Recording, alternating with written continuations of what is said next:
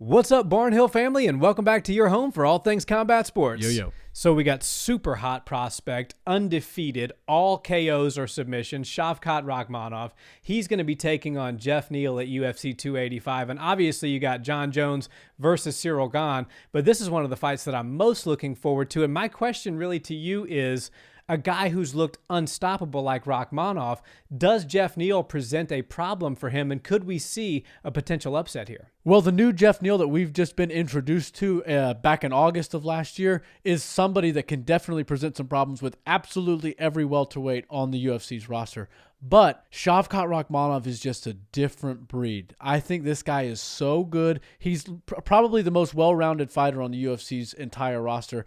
And I think with Khamzat Chimaev looking really big, looking like he might be moving to 185, Shavkat's really on a big stage right now to show off and show out and maybe get a big win against somebody like Geoff Neal, who people know and respect. And this could move him right up towards the top of the rankings.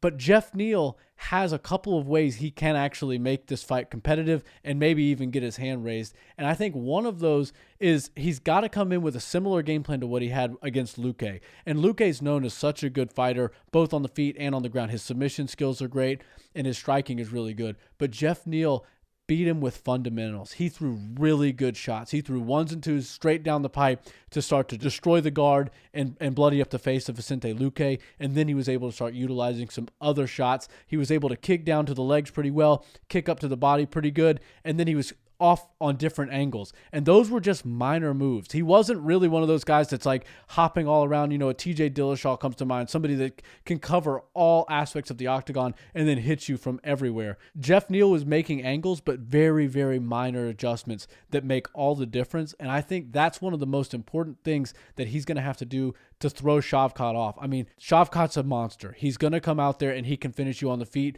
or on the floor. And I think if you don't know what you're doing, he could wind up beating you in the first or second round. But that new Geoff Neal that we're talking about is somebody that's very dangerous and seems to have quite a high fight IQ and can probably get this thing done if he's very specific with his game plan. Definitely. And you mentioned that Rakhmonov is probably the most well-rounded fighter in the UFC. Well, I will just say that that's actually statistically provable. He has 16 wins, all 16 by finish, 8 submissions, 8 knockouts. It doesn't literally get any more. It's impossible to get any more well-rounded than that. But they don't call Geoff Neal Hands of Steel for no reason. That's a very fitting fight name for him. And he's a very underrated fighter. You know, he's one of those fighters that came into the UFC and still needed a little bit more development. But I think he's found his stride since he's been in the organization. Luque, much like Rakhmonov, is a very well-rounded fighter. You mentioned his grappling. You mentioned his striking. He's finished fighters with both, very good fighters at that, and Geoff Neal was able to get in there and beat him with the fundamentals.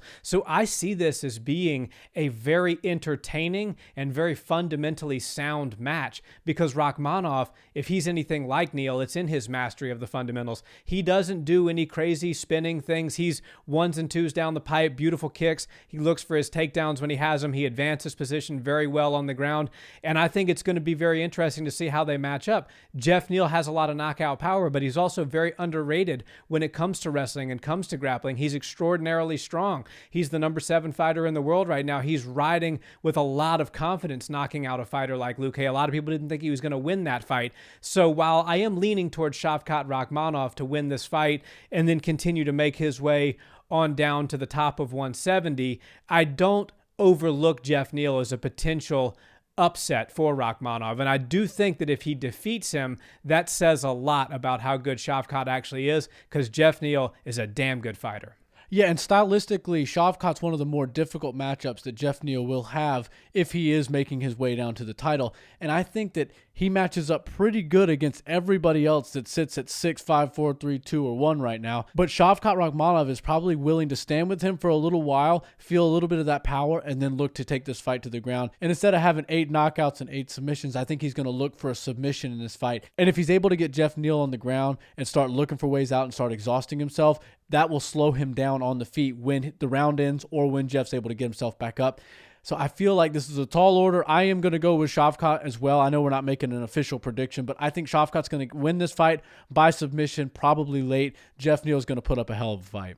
I think you're right. Thanks for watching this video, guys. We're your hub for all things combat sports. If that's your jam, we appreciate a subscribe and a like on the video, and drop us a comment down below. We'll see you next time. Peace.